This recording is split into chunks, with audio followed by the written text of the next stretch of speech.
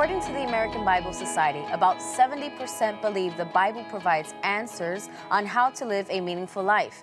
But only half of Americans read the Bible more than once or twice a year.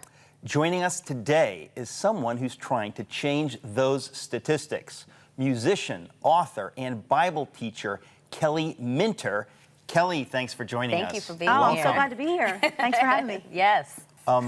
We were talking about making the Bible relevant, and I think all of us, we're New Yorkers, and the Bible, I think people have a wrong idea about what it is. In other words, I think there's no question that it is relevant, but the real issue is that people don't get into it because they assume before they pick it up that it can't speak to them. Right. Well, I think if you even back it up, I think people assume something wrong about who God is, and therefore they definitely don't want his book. God is the one that is gonna, I've messed up, he's gonna beat me over the head, I've got this horrible past, I have all this guilt, I have all this shame. The last thing I wanna do is run to God's book, of holiness and of righteousness, and I think we misunderstand what it is. Yeah, it's a book of forgiveness and love. Yes, and that's, so many people are so intimidated because I'm sure there's, someone who's watching right now probably has had a Bible with dust on it for years and years, and they walk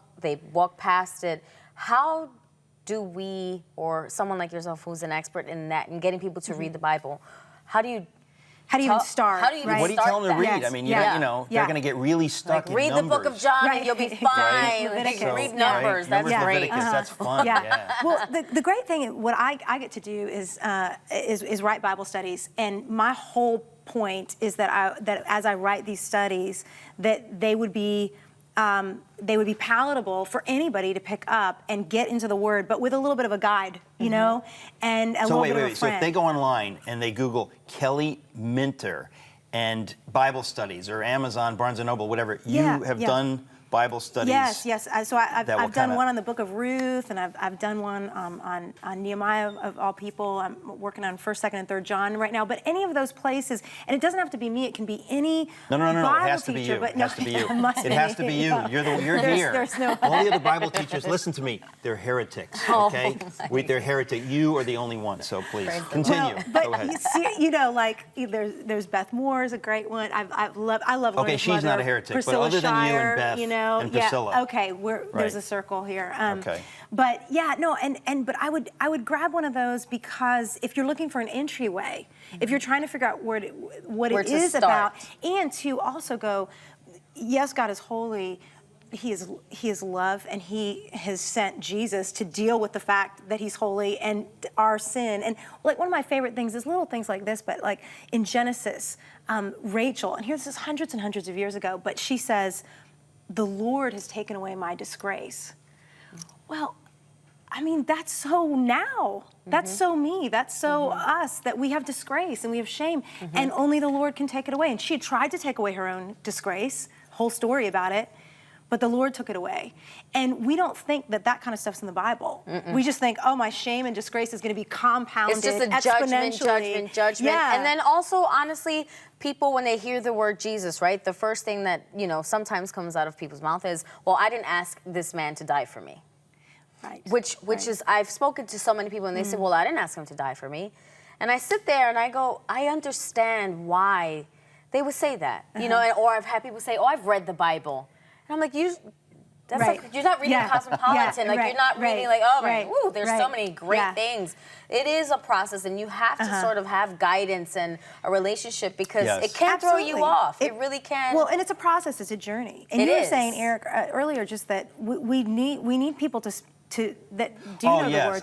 I'm really big on this because I think a lot of times hardcore Christians always say, you just read the Bible, read the Bible. Right. And I want to say, as somebody who grew up in a pretty secular culture, right? Even though I went to church on Sunday, I knew nothing about the Bible. So when people say read the Bible, I want to say to those people, you don't know what you're talking about. The Bible is meaningless to me. I need someone to show me. help me and to Yeah. say, what the heck does this even mean? Yeah. I have no idea. Exactly. Once they explain it, I go, really? Wow, I didn't know. Yeah. And so, if people who are all hung up on whether it's biblical, go to the Ethiopian eunuch story with Philip, where he's reading Isaiah, and he doesn't know what he's reading. He doesn't know what he means. So what you it have means, yeah. a person that's kind of freaky. It's very meta. A guy in the Bible reading the Bible, right? And he doesn't know what it means, and Philip explains it to him, and suddenly Yeah. he's like, oh, So you I need get guidance. it. Right. So So you definitely need- guidance. And time, like even Paul in Acts, he's speaking to a whole bunch of really brilliant thinkers and about Jesus, and they go, "We want to hear you talk about this again."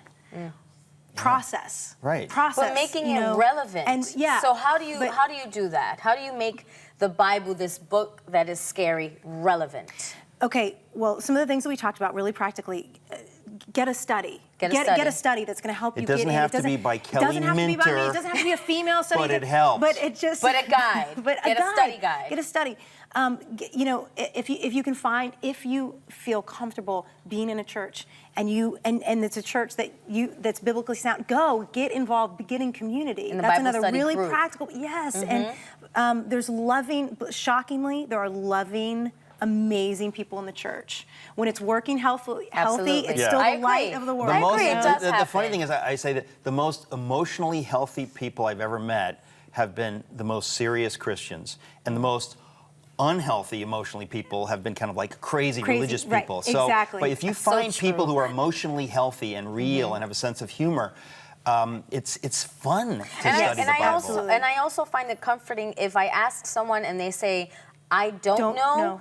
but let's find this Yes, together. yeah. Because and then you're Yeah. thinking, oh, okay, I feel like we can journey one another. Because sometimes you see someone who studied the Bible and you're like, I will never get there. Right. For the average person right now who's out there saying, I will never, know what it is, Right. to just the context of that You and don't breaking need- it down. You don't need to know Yeah. everything. You don't need to know No, everything. It's no. just getting the basics down and understanding that at the end of the day, God just He loves you so much. It really is that. It's a love letter, Okay, so we have like 10 seconds. like 10 You have seconds. a Oh, new, Kelly, I love have you. But you have a new book. Tell us just really briefly about your new book. I do. I have a new book called Wherever the River Runs, and it's about how the forgotten people of the Amazon truly renewed the hope that I have in the gospel. Wherever the river runs. Wherever the river. And you also said you saw miracles like never before, Oh, and that unbelievable. really renewed your absolutely, faith. because they have nothing to fall back on. And so it's just straight. yeah, like, straight there's up. Just, it happens. And people watching the show, I mean, there are people that they have nothing to fall back on, even if they have the resources that haven't worked out for them. And myself, I think that I had a lot of resources, but they failed this is me. what, I mean, obviously we're out of time. It's TV, so we're always out of time. We're But I always have out to of tell time. you that Wow. the idea that God becomes that real, that you're seeing miracles, that's what will make the Bible and God relevant for everybody. For people in Manhattan, Right. where I am, Exactly. for people in D.C., to know that it's real. So And that's what I love, that you're wanna speaking into commend you. culture that way, Eric, especially in such a thoughtful place, and you being in New York City, in the acting world, and it's so amazing. Well, thank you. Thank you God. for so being much, with Kelly. us. You We are wish you so had more amazing. time. So but she's got a awesome. book. She's got a book. She has a book. You've got a book. All right. It's on our well, e-store. Kelly, thank you for Thank you joining so much us. for being and here. we'll be right back.